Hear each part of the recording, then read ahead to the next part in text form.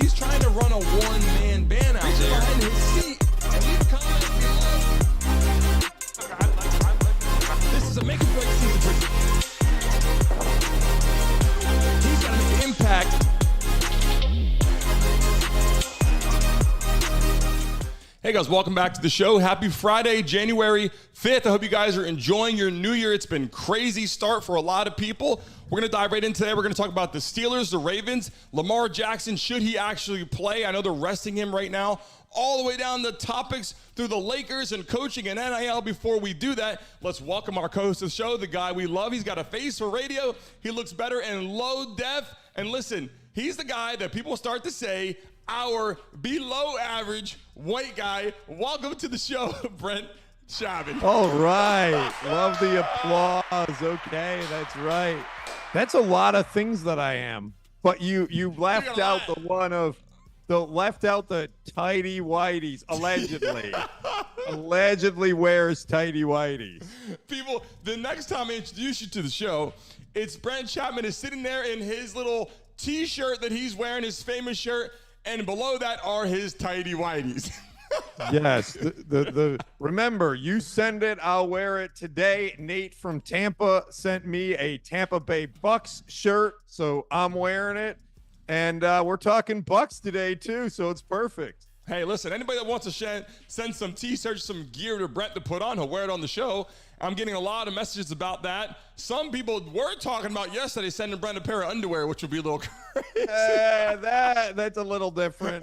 I mean, do you want me to wear it on my head? Oh my God. I mean, that doesn't seem like a great view. I mean, that would help with the high def problems that I have. Yeah. Like a little peeper holes like this. We are so happy to have you again, Brent, every day, 10 a.m. And let's dive right into what we're going to talk about. The Ravens, the Steelers. There's a lot going on here for a lot of reasons. And I want to really dial in, Brent, and have you give us some pointers because the Steelers need to win this game badly. And the Ravens have already clinched their playoff spot. What's at stake for the Steelers and what's at stake for other teams if the Steelers win or lose? Yeah, so there's nothing at stake for the Ravens, and John Harbaugh has announced that he will rest Lamar Jackson and maybe some other guys. So this will be interesting for the MVP conversation. But for what's at stake for the Steelers is real simple. They need to win, and then they need some help, right? But first thing is to win. So it's a really, really great start that they're not going to have to play the Ravens' best players because there's no doubt they would have lost by 40. All right. So here we are. So that's good. The problem with this is who does this impact? Well, this also has a negative impact on your Indies, your Jacksonvilles, your Houstons, potentially Buffalo, right? If Buffalo loses to Miami, they need Pittsburgh to lose to get in, right? And so this is kind of that competitive imbalance that, you know, we'll talk about later with the NBA that they're trying to avoid, but there's really nothing you can do about it, right? If John Harbaugh wants to people are mad about this, right? Because people like the Bills and people other teams that want the Steelers to lose are like, play Lamar Jackson. Like they want to see Lamar Jackson in the game, and we're going to go into that, like you said, about who you're going to watch in the NFL. But does this really mean two things? Did Lamar Jackson apparently solidify the MVP? Because the fact that he's not even playing anyway. John Harbaugh doesn't pick the MVP. Right. So it's not doesn't mean he solidified anything. But I mean, at the end of the day, his season is basically over till the playoffs start. So of the regular season, basically, which, by Lamar Jackson, the fans are probably like, he's the undisputed MVP candidate right now. Would you say that currently that he would have to be really the MVP of the National Football League right now? Look, yes. I mean, I think he's proved it the last few weeks. But what will be interesting is what have a bunch of us said? What have you and I said? What would the Ravens be without Lamar Jackson? Right? Yeah. Well, we're about to find out. If they beat the Steelers by 40 freaking points and Anthony Wright throws for 5 touchdowns, I like what and you just said. Josh Allen turns around and throws 5 touchdowns against Miami, there's going to be a real debate about who the MVP should be. I like that you said that. We are about to find out right now because he's not playing, and the Ravens still want to win. It's not like they're going to go in and not try to win the game. Oh, yeah. They may have a player or two, or is there other players that we know right now that are not playing outside of Lamar Jackson? Is Odell Beckham playing? Is Flowers playing at the receiver position? We have to look that up and see, because I think that could be an important topic. And before we go into some of that, we're going to find out how great the Ravens are without. But this is something that just happened, and this is more of the breaking news from yesterday that Dalvin Cook has officially, obviously, left the Jets, had to go through the waivers process, and then jumped on board with, quote-unquote, the Super Bowl-ready team this season, the Baltimore Ravens. So how much does Dalvin Cook add to the Ravens, right?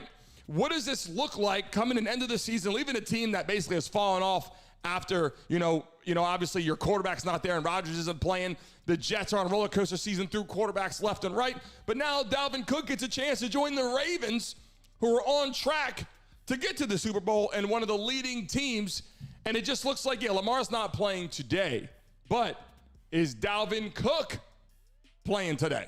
Or sorry, is playing against the Steelers. Not today, I apologize. Yeah, it's actually tomorrow, which is going to be a great yes. game, right? So we get to watch midday. Is Dalvin Cook good playing? Football. Can he play that fast? I mean, he can physically play. I bet they'll put him in. I don't know why they wouldn't, right? I mean, it's like they're already resting starters. They might as well see what this guy has got. Is it a slap in the face, Brent? Is it a slap in the face to your starting running back if Dalvin Cook shows up? No. It would be if you weren't resting everyone else. And I was going to tell you this. Harbaugh rested Zay Flowers, Marlon Humphrey, Kyle Hamilton, and Lamar Jackson in practice. So that's a good chunk of your starters right there. But I get what you're saying about you're resting players. So if Dalvin Cook shows up, plays for the Ravens, issues. It's like, hey, we don't care about this game. We're the number one seed. But here's the thing: if Dalvin Cook shows up now, it's one of those things where you have two options. We really needed a running back on roster, or we really need a running back to play. They don't need a running back on the roster. They're adding depth. Dalvin Cook did not play well this year, period. Yeah. So I know we talked about this the other day, that he's coming off of 4 1,000-yard seasons and a 5-time Pro Bowler and a dominating, but he didn't play well this year. And let's be honest, the Ravens got him signed him off of waivers. Nobody else picked him up. And his salary was only like $4 or $5 million. So if the Bills really wanted him, they could have picked him up on waivers. If somebody else really wanted him, they could have picked him up on waivers. But this $4 or $5 million is for what, though? For this season?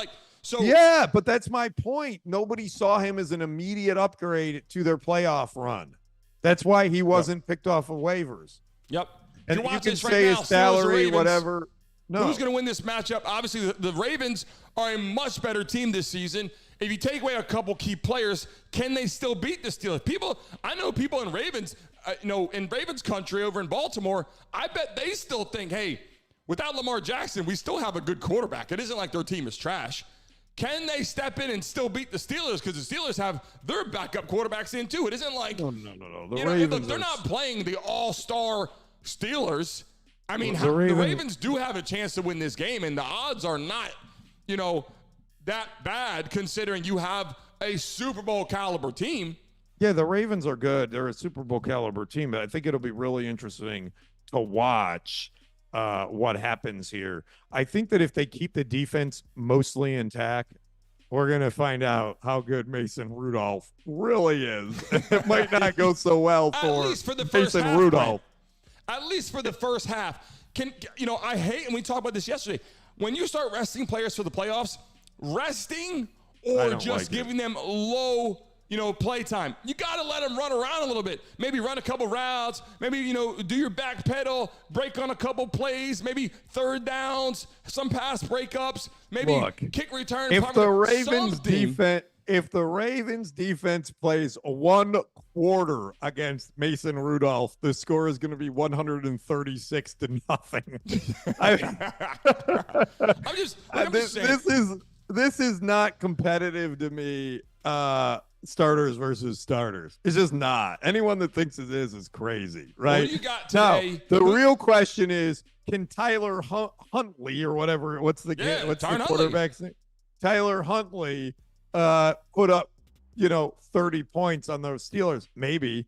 I mean, look, I'm ticked as a fan of a team in the playoff hunt that the Ravens are doing this.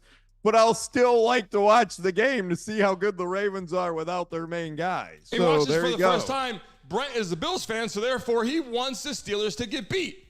So the concern is if the Ravens actually played well, then the Bills are looking like they get in the playoffs. The Steelers lose that first game. The Bills are in the playoffs. They don't even need to show up to the game against Miami Sunday night. Then all of a sudden, is Josh Allen getting rested against the Dolphins? No, because Buffalo wants home field advantage in the playoffs. Yeah, but still, this is the problem. Everybody, the Dolphins, they should want home field advantage too, and they're like, well, we're going to rest the our difference players. is the difference is the Dolphins are banged up, and I'm going to make this statement again, which is a crazy statement that everyone thinks is crazy. I think Mike McDaniel should rest the Dolphins starters. Jalen Waddle's injured. Rest him. Tyreek Hill's in a walking boot. Rest him. Tua's got a shoulder thing. Rest him. Chubb is out. Xavier Howard is injured. Rest him. Like, what are you doing? You may lose the game anyways. I'm telling you, if he plays his starters or the guys that can play, they will be out in the first round of the playoffs. I don't care if they win or not. You're they saying will the Dolphins be out in the first round. If the Dolphins play their starters, they're out. They will lose in the Bills, the final home game of the season. If they win or lose, doesn't really matter. Yeah. When they get to the first round of the playoffs, they're done. out. They're out. Because if they win, which means they're going to battle and it's going to be a hard-fought game and they're going to win, guess what happens the next week? Buffalo comes back to Miami to kick their butts. So they're done. And if they happen to lose, now they're on the road to Kansas City with an injured, depleted roster.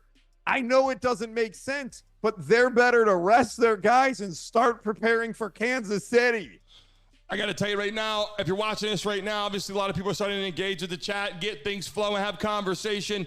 Brent, listen, there's a lot of stir-up right now. The Steelers were terrible. Now, are they okay? If they get a quarterback, are they better? Their team is just too shaky. It's not a playoff football team, but I'm not knocking them, saying they can't play this season. But realistically, with their quarterback situation, Mason Rudolph now wants to play football, and he's playing well. He's got a good quarterback receiver relationship there. Things are working out. But on the real side of things, of the teams that we really think should be in the playoffs this season from what we've seen so far, people like the Bills, they should be in the playoffs. And I'm not, like I said, I'm not a Bills fan. I want to see the Bills in the playoffs. Yeah, so I want the Ravens to rest Lamar Jackson.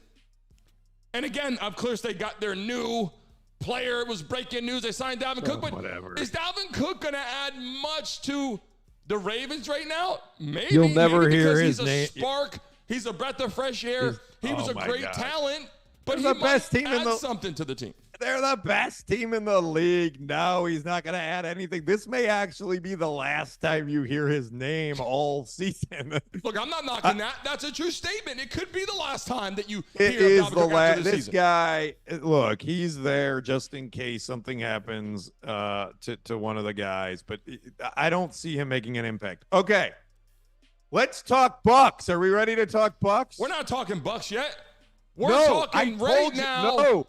Hold on. Put the camera back on me, Brandon. I told you no more Patriots talk.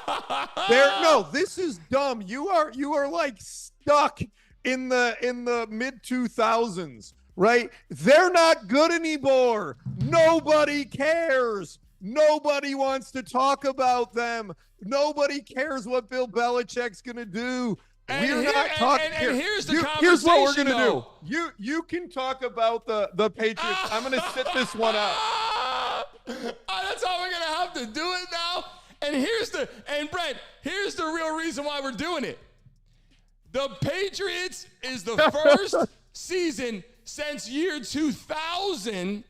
They have no players on the entire roster going to the Pro Bowl. And then you obviously got you're one of the best coaches of all time with Belichick, and then you have Mac Jones, you got Zappy on the other side. These quarterbacks, they're not bad quarterbacks. Here's what I'm going to say, Brandon. Here's what I'm going to say about the Patriots. Leave that screen up, because here's what I'm going to say about the Patriots. The best thing about the Patriots this season are those uniforms. I agree. Those uniforms are awesome. Those are the legendary. I swear to God, I agree with you. I love the old school uniform so much more that, in fact, you call the Commanders the Redskins and the Raiders the Oakland Raiders, and I get it because they just stuck with them and their uniforms, even the Dolphins. If people put the old school uniforms on, football would be tougher. The referees it would just be way different, and I think they should do that. But just a quick note, I want to bring this up because this is the first year since the year 2000 not one player from the Patriots made the Pro Bowl. They're missing something. And just to hit it real briefly, they need to make changes at a lot of levels. And it could start with coaching. It can go down to quarterback gameplay, running backs, receiver. There's a lot going on there. Belichick does not have an opportunity to recover this. There's so much that has to happen. But let's move on to your main event because you have the shirt on. That's right. I don't even know Bucks, why. Baby. I don't even know why. Like, are you just like all of a sudden like, oh, I love the Bucks? Is just someone saying the shirt? No, I'm not. What I got this thing that popped in my head on the show the other day when we were talking. I think you got to watch out for the Bucks in the playoffs. But first, let's talk about that guy for a minute, Baker Mayfield. All right. So this dude makes $1 million in this game, and if they win, he's got an incentive, bro. If they win, he makes another $1 million for winning this game, and $250,000 for every game he wins. So this guy's got some motivation. Here's the thing: Baker Mayfield has been playing at a level that's at the top of quarterbacks in the league. I'm talking Mahomes and Allen and Hurts and Stafford. He's been playing in that level this season. So he's 12th in passing yards and 6th in touchdowns. But there's guys like Mahomes and Allen that throw for more yards, right? But here's the thing. Both have nearly twice as many interceptions as Mayfield. Mayfield has like 5 or 6 interceptions. Allen has like 18. Listen, you know what I'm like talking about the Patriots, and I get that. And in the chat, people are agreeing with you, saying, oh, Patriots are not hot topic worthy, and they're not good, and they shouldn't be on the list. But holy shit, I mean, since Tom Brady, they've fallen off, and you're talking about the Bucks. The Bucks are they that good either? Is Baker Mayfield that good now? I mean, look, I've seen him play for several teams. It goes up, and it goes down. It goes up, and it goes down. And he's got more commercials. He had more commercials playing for the Browns than anybody in the world. You put on a sports TV, there's Baker Mayfield walking through the stadium. Hey, welcome to this. Allstate was here. Like, all this shit. He's got so many commercials. You really think Baker Mayfield is going to do anything this year? I was going through it for you, but you got bored by facts and data and statistics. you just like Flash. If I told you he was dating Giselle Bundchen, this would be the top of the hit list. You're missing out on the things. So guys like Stafford and Hurts have more yards, but Mayfield has more touchdowns. Yep. So he is playing well. Now here's the thing. Who are the Bucks going to play? The Bucks are going to play the Eagles in the first round of the playoffs in Tampa. That's interesting. You actually know, Brent, to your defense, you know exactly where I'm going here. Yeah, I got to tell you. You might be in your whitey tighties. You might be a below average white guy, and you might be a face for radio. But you called this, and you said Eagles better be careful. And I said I agree with you. They could play the Bucks in the first round of the playoffs. They will Tampa. In Tampa. That's a problem. This is a real problem because they're not playing well, and they're going to go up against a team at home in the playoffs that has been playing well.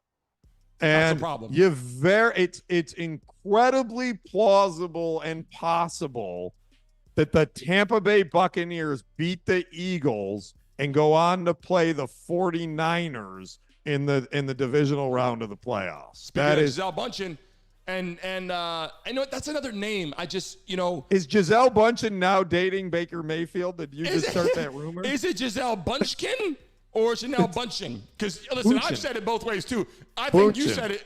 I don't know what you said. Oh no, get ready, Brandon. It's disrespectful. The comments are coming. It's disrespectful that you can't pronounce her last name. I love when I say one of these people's names. You're right. Like, okay, we're trying to get it right. We're not hating on anybody. We didn't try to mess it up on purpose. You got Doncic wrong, and you got skewered for that. Oh my God, Luca. Let's not even go to his last name. But is it Bunchen or Bunchkin? What are you saying? I say Gisele Bundchen. Now you just said Bunchen. Now you're saying Bunchin? Bullshit. Brent, you don't even know how to say the name either. Tom Brady's at the game with Bunchin. Watching Baker Mayfield. Let's move on to the Nets. This is an important topic because the NBA's cracking down. The NFL's cracking down on player participation. And these are the players that have been watching. They sat out instead of playing, resting players, call it what you want. Brent, how much were they fined? Like $100,000 or something by the NBA because they did not participate? Because people are coming to see them play, paying these high ticket values, and the starters are not in the game. What do you think about that? Yeah, so we talked about this previously. I think it's an important thing to remind our listeners about, which is that the NBA made a point for the fans in the preseason to say, hey, you just can't randomly rest your entire starting lineup. And the reason is because little Johnny goes to his game in Dallas or wherever to see LeBron or to see Steph Curry. And if he shows up and the entire starting lineup is on the bench, that's a negative fan experience. Right now, injuries happen and people can understand that. But when the coach just sits out all the guys at once, so what they said is you can't do that. There is a player participation rule. Right. And so the Nets sat out 4 of their starters and made up they're injured and this and that. The NBA did an investigation with an independent doctor to say, one of the guys was actually injured, and the other 3 could have and should have played. You were just playing the game we asked you not to play. But the problem is if you sit one person out, I'll tell you this. If you go to a Lakers game or you go to a Nets game, wherever you go, and I've done this. I've been to a Heat game when, it was LeBron James, Dwayne Wade, Chris Bosh. Yeah. It's not even, the whole roster, like the whole starting 5 sitting out is a major problem. But if you just go to a Heat game when LeBron was here or the Lakers right now, and LeBron's not just LeBron, it's already a problem. If he's hurt, if he's hurt, he's hurt. But why is it a problem? Why is it a problem, really Brandon? Just because he's resting and you pay for those tickets. But here's but Brent, here's the concern. You hit it on the head. Because the NBA goes out of its way to market the big 3 and LeBron and Steph Curry. And then when they come to your little hometown where they don't play in and they're not there, guess what? The NBA, that's called false advertising. Brent, here's the thing. If you have ticket sales and you have yearly, you have a yearly deal, whatever you got season tickets and you go all the time and you show up and he's not playing, you're like, come on. But here's the problem. Just like when you book flights, when you fly, right? If you book for tomorrow, it's gonna be more expensive. If you book a month out or 2 months out and you're taking little Johnny or little Dave, or in my case, little Brandon to a game, and it's his first game or 10th game, doesn't matter. I got a deal, and all of a sudden, the team isn't even playing. Yeah, the starting 5 is not in. And I just flew to watch a game. or I drove, whatever the case may be. I pay for parking. I pay for my That's seats. right. I get that $50 Coca-Cola and popcorn, whatever you get. That's at the game. Right. And then you sit down and you're like, whoa. Or you look on your phone. My kids, here's the deal. My kids love John Morant. When Memphis comes to town, they're going to be like, hey, Dad, buy. And the tickets aren't cheap at these games to go see John Morant. So now I'm going to put out, or some dad's going to put out hundreds of dollars to take their kid to the game. You're going to buy them in advance. You're going to get there. And guess what? No John Morant. That's a problem. Like, what the? But they got fined $100,000. Yeah, and if you're watching it right now and you're in the chat, they should refund all the tickets. That's what they should do. Players be able to play when they are? Should coaches be able to decide? I'm sitting them out, yes or no. You're bringing your kids to the game. Or do you think they should be forced to play? They're making millions of dollars. People are watching on TV. This is also deals with ESPN. All of these places, too. I bet they're behind this, too. Like, whoa, we're showing this game live on ESPN or on channel 6, 7, 8, 9. Doesn't matter. Yeah. And they're not playing on there either. So that's also a big deal. The $100,000 fine is not $5. Brandon, people let sort of normal things in life go when it comes to professional sports. Like, if Best Buy advertised, we have this great TV for $200, and then there were no TVs for $200, that's illegal. Like, they can't do that. Okay. Fair enough. Fair, yeah. Like, I mean, but in the NBA, like, it's okay to have the picture of the athlete and then, but he's not actually playing. But to relate it better to the show, right now, it's like you get to Best Buy and they say, whoa, this is only low def. Oh, yeah. we got this is the here. Brent Chapman special over here in the corner. At YouTube TV Live. Or more relevant, Brandon, it's like being told you're going to the Brandon Mason show and there's no Brent Chapman on the show. It's huge disappointment. Average white guy on the screen. There's going to be a massive problem. It's false advertising. And listen, anybody watching this right now, remember to comment in the chat, but also you can call in anytime you want. Right now, Howard's in the compound. He told us he's going to get it set up. Let me see, make sure he's here. Howard, you told us, when are we going to have the phone number up there? I mean, we have it get Monday, right?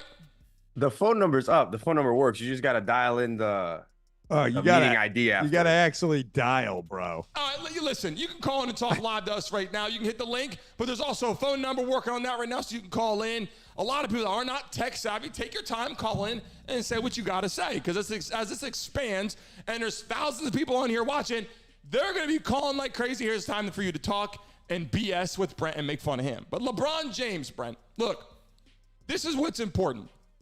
Just turned, 39 years old. The guy's playing good basketball, but the Lakers are not playing good basketball. And this picture is one of two things. Yes, I'm the man, or it's God help me, get me some talent to play with me. And I think Anthony Davis is great, but they're trying to find somebody else that could join the Lakers and play basketball with them, Brandon. What do you honestly think? I want to hear your honest opinion, and don't go into the next topic just yet, because that's a key debate that we have. But is LeBron James still playing at the elite level? I mean, he's still scoring. He's still winning different stats, MVPs, whatever you want to call it. They're winning all kind of other things, but are the Lakers just not that good anymore, and it's time to start doing something else? Or do they need to get some more talent, or what? Yeah, so it's real simple with LeBron James.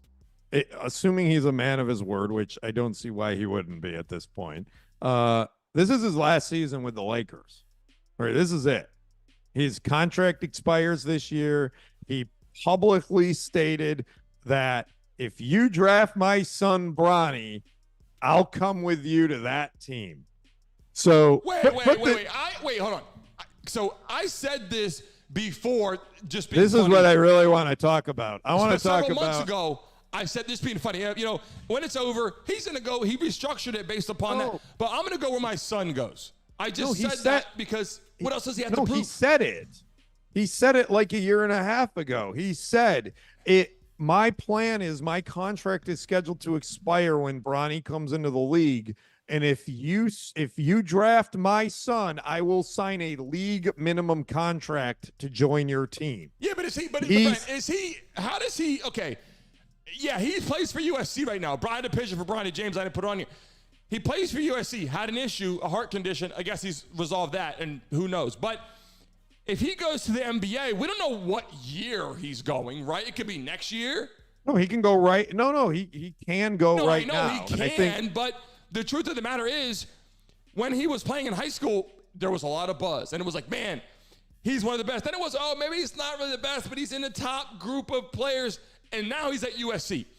Is he that stunning in college basketball where we're like, gotta draft him? Or is it just, hey, it's LeBron's kid. We know he's talented. He's going to follow in similar footsteps of being a great NBA player, maybe not LeBron James caliber, but great. Do you think that Bronny James is arguably going to come into the NBA and do damage like any other I'm not trying to compare him to LeBron, but will he come in and play like other players that are there that are really talented? Right now, you see? I'm not an NBA scout, so I would say this. I'm going to use a hypothetical for you. Hypothetically, if NBA scouts view him as a first-round pick, then he will come out this year, and you'll have the LeBron sweepstakes. And the reason why is because people want LeBron. Now, let me throw this crazy topic out. At 39 years old, he's one of the most sought-after basketball players. Let me ask you this crazy question. If you're the Pistons, you have the number 1 pick in the draft. You draft Bronny James. You also get, for a minimum contract, or whatever, the veteran minimum, LeBron James for 2-3 years. I don't care if Bronny James is the 25th best player in the draft. You take him first, and you get LeBron. Are the Pistons tanking? Are the Pistons? Listen to this. LeBron won't go to Detroit for any other reason on the planet. That's what I'm getting at. Detroit. So I don't care if Bronny James is the 59th best player in the draft. You take him number 1 because guess what LeBron James is going to do? He's going to make all your other players better. That's what's going to happen. Detroit, I know you're from there. Let me just say something to you. The only thing in Detroit that I even know of, realistically, are the Lions. The Pistons, I know of them. Do you eat pizza, bro? Hold on a second. Detroit is the pizza capital of America. Fair enough. But the pawn shop, Domino's, Hungry Howie's, Jets Pizza. The pawn shop. Detroit dominates pizza, bro. You're missing it. They got the pawn shop there, which was like this number 1 pawn shop TV show, and that's really what I watched. And so, if are the Pistons tanking to get LeBron James and Bronny? Are they smarter than we are by saying, "Oh my God, you guys are breaking records for losing so many games"? Do they really want to get LeBron James and Bronny James? Is that what the call, or just to get LeBron? Because ticket sales, changes of the city. Putting LeBron James, his last season or last couple season, I don't know if LeBron James wants to retire in Detroit. I'm starting to think that his idealistic goal would be somehow, some way, to go to Cleveland and retire at home where he's from with his kid, get him into the league, make him better, make the franchise better again, build that up and say, look, we came home, and then from there, they can decide what they do. That would be the ultimate ending to the LeBron James story, if you ask me. But Cleveland and Detroit, great places for sports. I just don't know if, in fact, that's where they want to live. But we'll move on to a better topic that I know we got a debate about here. I'm not sure. LeBron James, you're watching this right now in chat, guys. LeBron James or Michael Jordan? I want to know what people think about this. LeBron James or Michael Jordan at this point, because he's leaving. LeBron is on his last season currently. Whether he'll play again, we don't know. We think he will, obviously. But is LeBron James better than Michael Jordan, Brent. I want to know what you think about that. Did LeBron James ever play against Michael Jordan? Nope. Did he? I don't know. I just asked ChatGPT. No, he did not. So there you go. So thank you, ChatGPT, for that quick answer live on the air. LeBron James never played against Michael Jordan. So I don't know how you can have this conversation. They were two different generations. And that's right. I want to get into that. and so for me, Michael Jordan is the greatest basketball player of all time. He dominated his generation. And I'm telling you, this was a generation with Shaq, with Kobe for part of it, with You're saying Charles Jordan's the best of all Barkley, time? You with just said that, right? Hakeem Olajuwon.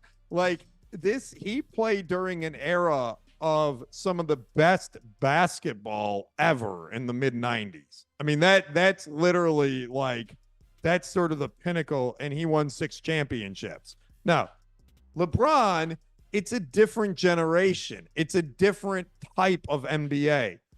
Could I argue that LeBron is the greatest player ever? Heck yeah, the guy came out of the guy became a phenom as like a sophomore in high school. You should definitely all watch the movie Shooting Stars on Peacock. He came out as a phenom in high school, went right to the NBA, was rookie of the year. He's 39 years old, but he's played like 35 years in the NBA. He's been in the NBA for so long, and he's still relatively young. The guy has had an amazing career. Brent, okay, listen, when I have this debate, if you take away the Jordans, the sneakers, everybody wearing Jordans, I just want to say that this. That doesn't have anything to do with basketball. Yeah, but here's what I want to say. The relevance of basketball, it'll never go away for Jordan, obviously. To most people, or a lot of people, the best of all time, especially if you go into your 40s, right, 50s, anybody, Jordan's the best ever because they watched Jordan their whole life. They also got a chance to see LeBron. So maybe to a lot of people that are the older generation, to your defense, would say Jordan is better. And then people that are in this day and age are saying LeBron is better. But the relevance factor that Jordans and I got Jordans and she has Jordans and I got Jordans, it even keeps them even more relevant to just like the world keeps revolving around Michael Jordan in basketball. And I think that if you watch the two, people would say Michael Jordan was great, but he made everybody on his team better. But then you just said LeBron James will go to Detroit and he'll make everyone on his team better. Yeah. I mean, so the argument. Dude, I'm saying something that maybe is not clicking here. Michael Jordan is the greatest player ever for his era. LeBron James is the greatest player ever for his era. It's just what they did individually was so great and so unique. They're both GOATs. It's not a concept that makes sense, but it's true. Yes. Right?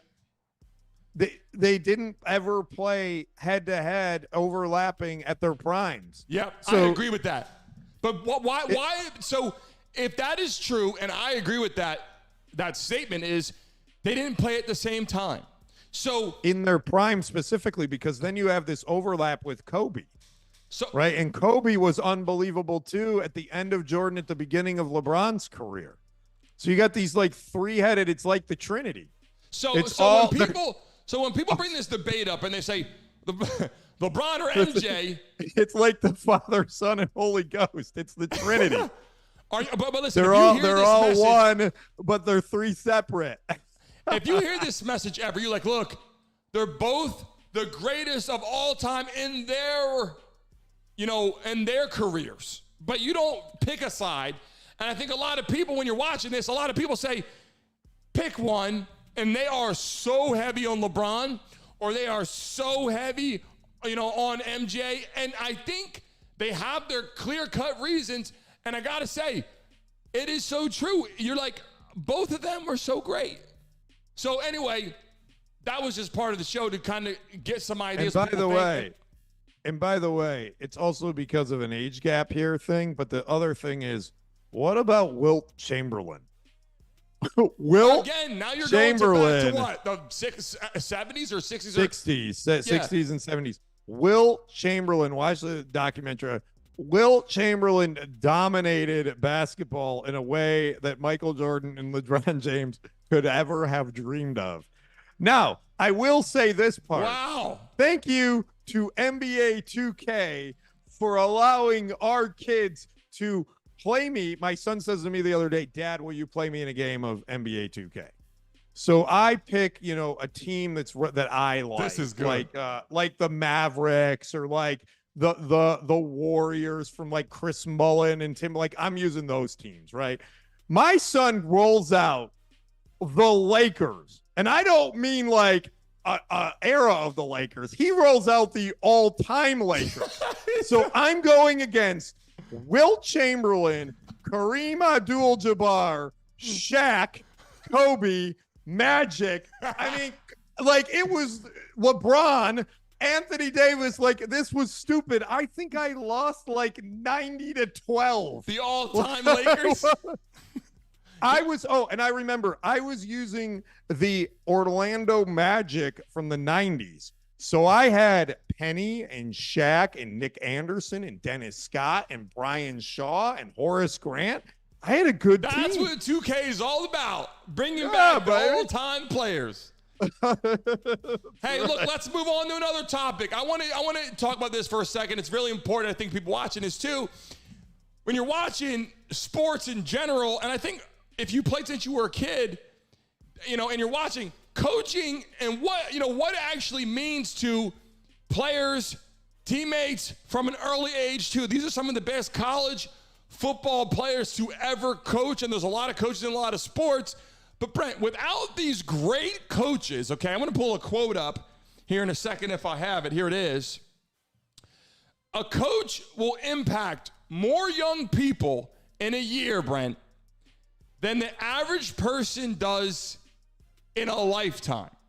This is true. And listen, I want to read this again because coaches come in, they dedicate a lot of time. They get fired. High school coaches come in and they get them out. Little league, and people are on their case. You're not good, coach. I think people have to also respect there's a lot of time and dedication of their life that goes into coaching. And I had coaching, and we can give stories on that of our individual coaches and how it's impacted our life.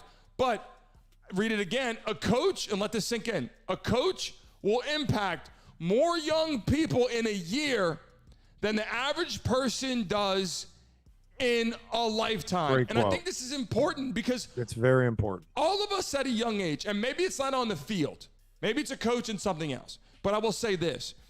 On the football field, on the basketball court, on any court that you play on in any sports globally, a coach shows up and they have a relationship with you.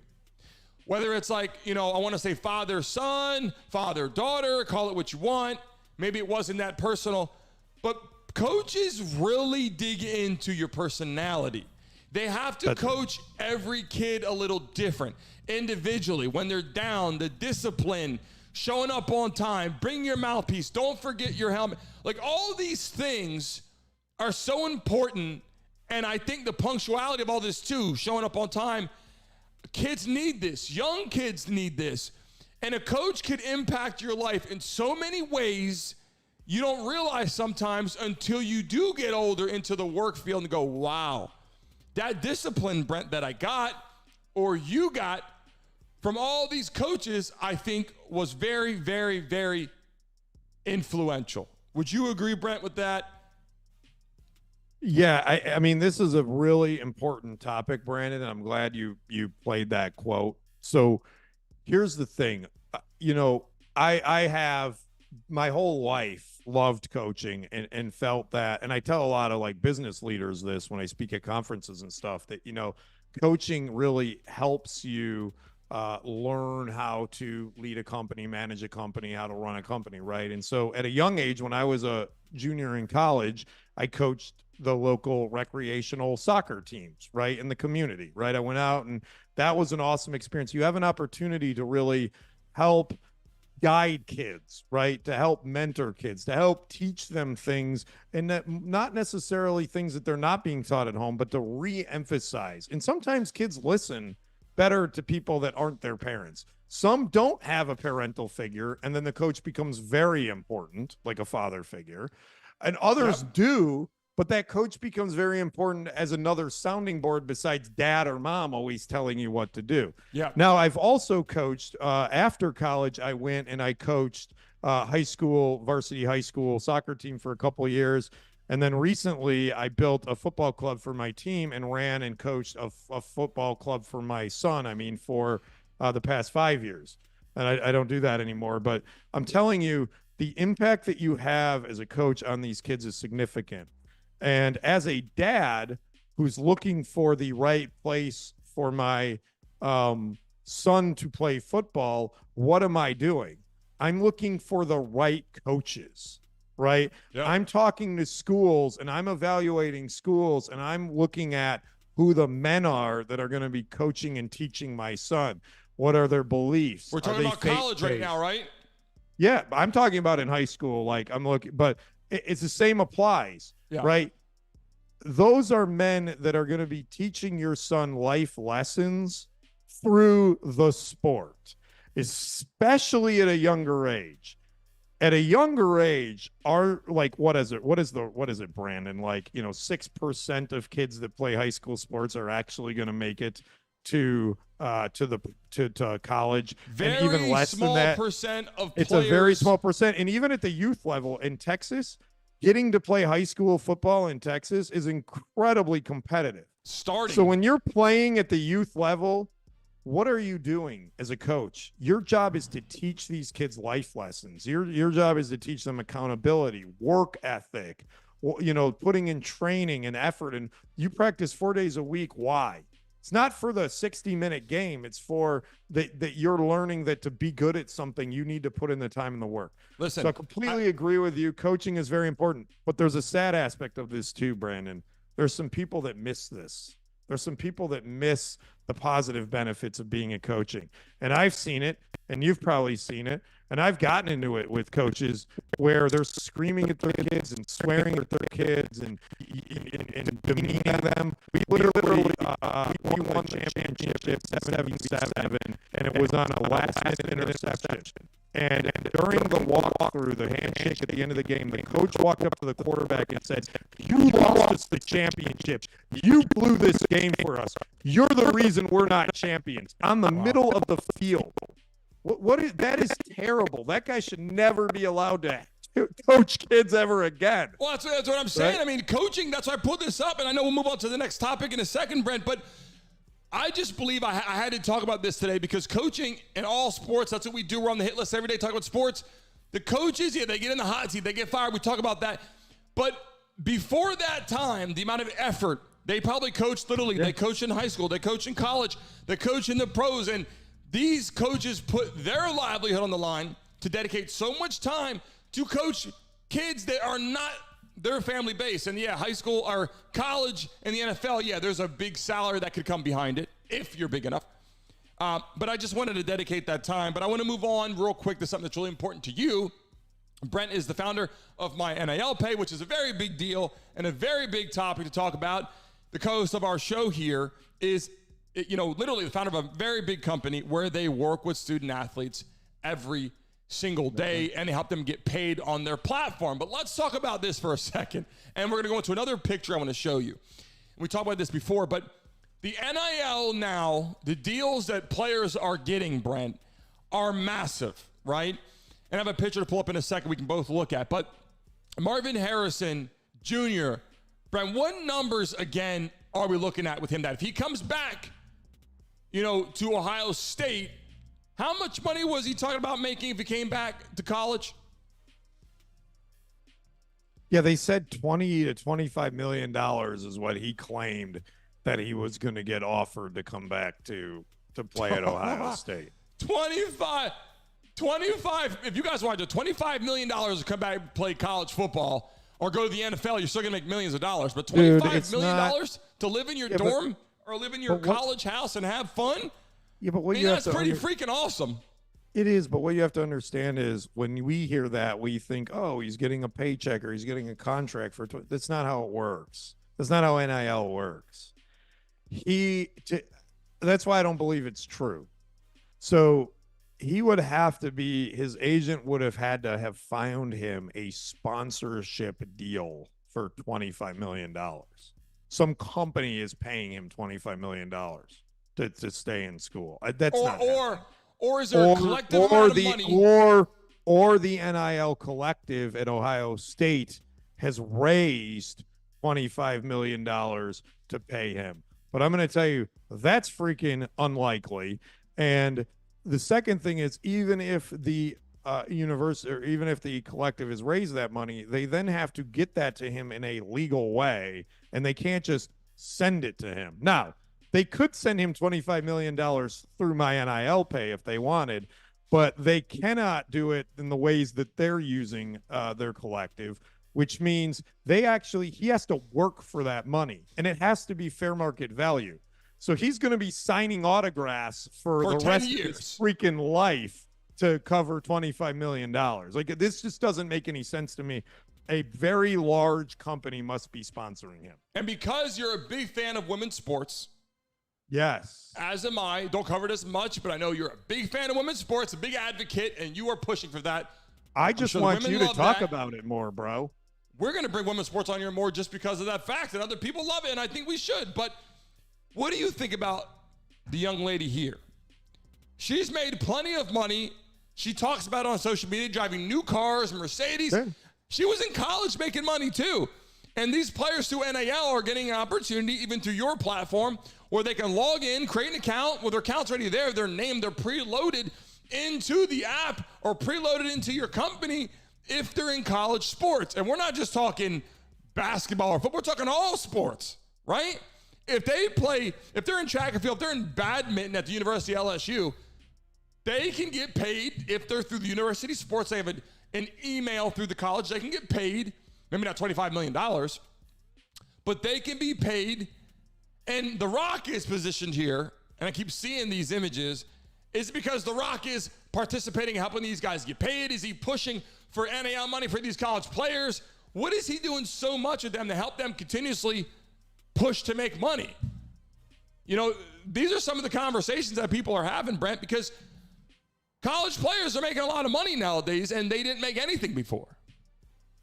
Yeah, I still think they're trying to figure out the landscape and how to make this work. And obviously, this is my day-to-day job, is working within the NIL arena. So there's a lot going on in this. And I think that what hits the headlines sometimes is deceptive to the reality of what's going on. But it is true that athletes like Angel Reese and Flau J. Johnson and Haley Van Lith and Caitlin Clark and others. They'll make more. We had this conversation with Caitlin Clark. We'll make more money. They're doing well, they're getting it through sponsorship deals, and they deserve it, right? My argument about NIL is I really want it to be democratized. I really would like to see all student athletes an opportunity, like women's volleyball players, women's softball players, men's baseball. Like, these guys should rowing and swimming and water polo. Like, these guys should have the same opportunities for NIL, and an opportunity to monetize is the top athletes in the top revenue sports. And I think that's where the system right now does not help them. So it is good. It is good that top women athletes are being compensated. I think that's great. And I think that's awesome. Now it needs to extend down to, all athletes. Appreciate it, Brent. We had a lot to go on today, and listen, for time purposes, I really appreciate you. Every single day you'll have Brent on here live, Monday through Friday, 10 to 11.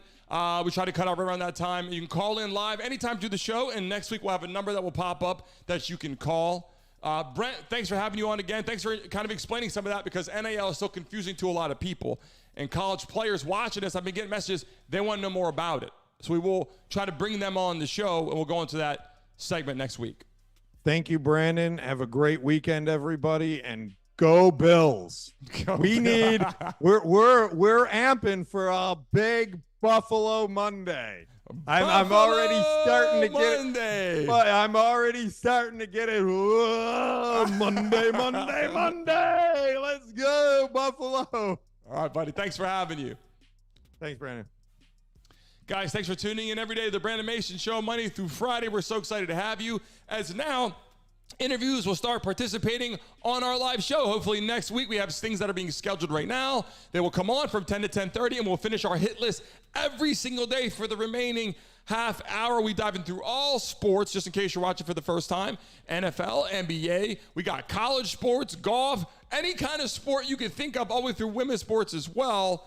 We dial in and talk about that every single day. And like I always tell you, remember to have safe travels. Enjoy your weekend, and we will see you first thing Monday, 10 a.m.